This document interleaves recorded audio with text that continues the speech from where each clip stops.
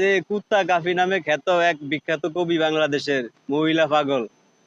এর বাড়ি যে ঘুরাইবো একই বাংলাদেশের মানুষের এত হট ফেভারিট যে একটা ফোকাস ব্যক্তি এর বাড়ি ঘর ঘুরানো লাগবো, এই দেশের কি এর বাড়িঘর কেমনে কে ফুরাইবো? এর নিজে নিজেই এই বাড়িঘর ডিজেল দিয়ে ফুরাইছে, যেহেতু পুরা মিডিয়া তার দিকে ফলো করে ফোকাস করে, এবং সরকার যেহেতু ওই জায়গায় একটা বিল্ডিং বা ভালো একটা বাড়ি ঘুরে দেয়, এইটা টোটালি একটা ধান্দাবাজি। কাফি তো আপনার হচ্ছে একটা মানে ঠান্ডা মাথায় বাটপার, লুচ্চা।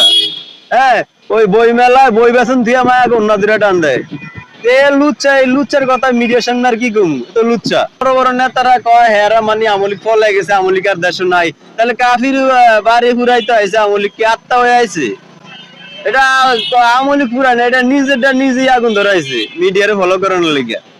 লাভ হয়েছে টইনের করা ছিল, এখন হয়তো ওই জায়গায় বিল্ডিং হইব, এই লাভ এই জন্য এটা করছে, এটা ষড়যন্ত্র। ফুরে নেয়, এটা হলো একটা সাধারণ নাটক, মানে মিডিয়ার জগৎটারে ওর দিকে নেওয়ার জন্য, ওর নিজের আরো ফোকাস হওয়ার জন্য, আসলে নিজের আরো ভালো করিয়া এস্টাবলিশ করার লেগে এটা হলো একটা পরিকল্পনা।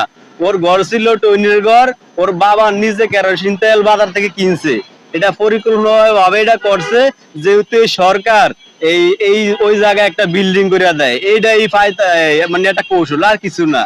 এই আল্লাহর গজব বের হয়ে পড়ছে, কারণ এই মানুষের দুঃখের সময় বাহাবা দেওয়া বা হাততালি দেওয়া এটা মানুষের কাজ না, মানুষের কাজ। এও মানুষের কাজ দেখাইছে, এদেরকে আল্লাহ এর গজব দিছে।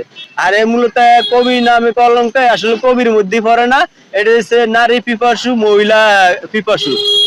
ওই বিভিন্ন জায়গায় মহিলাকে হাত ধরে আর নিজের সাথে ছবি তোলার জন্য বলে। আসলে মূলত এটা ভাইরাল হওয়ার একটা ধান্দা, এছাড়া আর কিছু না।